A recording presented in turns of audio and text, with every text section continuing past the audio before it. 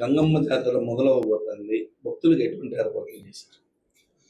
మా పాలక మండలి ఏర్పడిన తర్వాత మొట్టమొదటిసారిగా జరుగుతున్న ఈ యొక్క జాతరని మేము అంగరంగ వైభవంగా నిర్వహించాలని చెప్పి మా పాలక మండలి తీర్మానం తీసుకోవడం జరిగింది.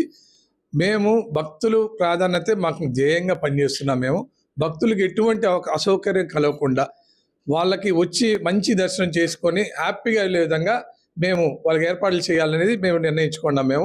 దానికోసమనే మేము ఆల్రెడీ గుళ్ళో చలువు పందులు వేయడం జరిగింది. ఎండ తీవ్రత ఎక్కువగా ఉంది కాబట్టి అవన్నీ ముందే ప్లాన్ చేసుకున్నాం. ఈ నెల ఆఖరికల్లా టీటీడీ వారి సహకారంతో ఆల్రెడీ ఈ పందిర్లు లైటింగ్స్ అన్ని కూడా వాళ్ళు వేస్తున్నారు. మేము వచ్చే భక్తులకి మొదటిసారిగా ఎప్పుడు లేని విధంగా మొదటిసారిగా టెంపుల్లో డైలీ కూడా 10,000 వాటర్ బాటిళ్ళు, ఒక 10,000 బటర్ మిల్క్ ప్యాకెట్లు కూడా భక్తులకి డిస్ట్రిబ్యూట్ చేయడం జరుగుతుంది. మేము ఇదే విధంగా వాళ్ళకి ఎటువంటి ఇబ్బందులు లేకుండా జాతర రోజు అయితే ప్రధానంగా జాతర రోజు 12వ తారీఖు ఆ రోజు మేము క్యూ లైన్ లోపల అందరూ చాలా కంజెస్టెడ్ అయిపోతుంది.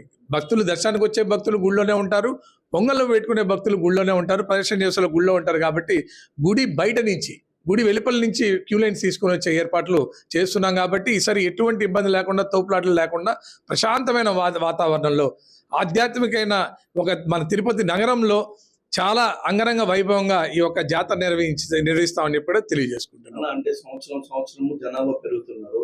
అదే విధంగా వచ్చే భక్తులకి భద్రతా పరంగా ఎటువంటి చర్యలు తీసుకుంటున్నారు? అదే విధంగా వచ్చిన భక్తులు సంతృప్తిగా దర్శనం చేసుకున్నారు అంటే నిత్యాన్నదానము ఇలాంటివి కూడా ఉంటాయి. అలాంటిది మన గుడి తరఫున ఎటువంటి ఏర్పాట్లు చేశారు? దేవస్థానం తరపున నేను ఇంతకుముందే చెప్పాను, దేవస్థానం తరపున వాళ్ళకి ఉచితంగా మంచినీరు, మజ్జిగ ఏర్పాటు చేయడం జరుగుతుంది. అదేవిధంగా దర్శనానికి వచ్చే ప్రతి భక్తుడు కూడా ప్రసాదం ఏర్పాటు చేస్తున్నాము. దాంట్లో ఎటువంటి డోకా ఉండదు. దాంట్లో వచ్చిన భక్తులు కూడా సంతృప్తికరంగా వాళ్ళు సంతోషంగా అమ్మవారి దర్శనం చేసుకుని వెళ్ళడమే మా ధ్యేయం. అది వేరే ఆలోచన లేదు. భద్రతా పరంగా మాకు పోలీస్ ఆల్రెడీ ఎస్పీ గారిని కలవడం జరిగింది. ఎస్పీ గారిని కూడా మేము రిక్వెస్ట్ చేసుకున్నాము, సార్ ఈసారి పోలీస్ సహకారం లేదే ఏది చేయలేము. మనం ఇక్కడే కాదు ఎక్కడా చేయలేం. కాబట్టి పోలీస్ సహకారంతో మేము ఈసారి కట్టుదిట్టమైన భద్రతతో మేము చాలా పద్ధతిగా జాతర నిర్వహిస్తున్నాము.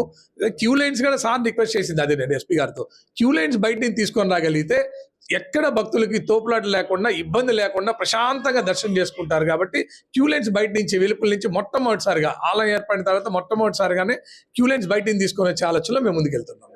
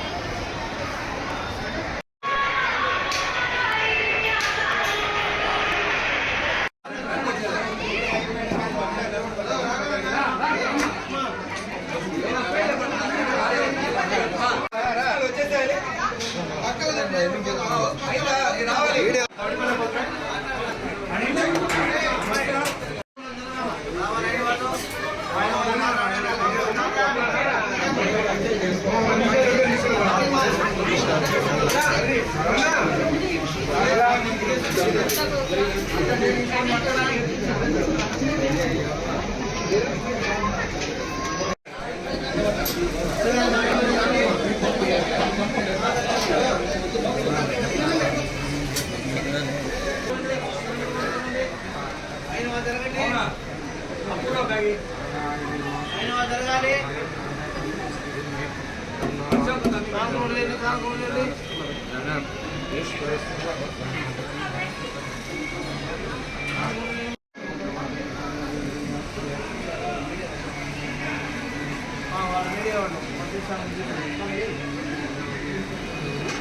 అక్కడ నీళ్ళు తీసుకోండి. అక్కడ నీళ్ళు తీసుకోవాలి.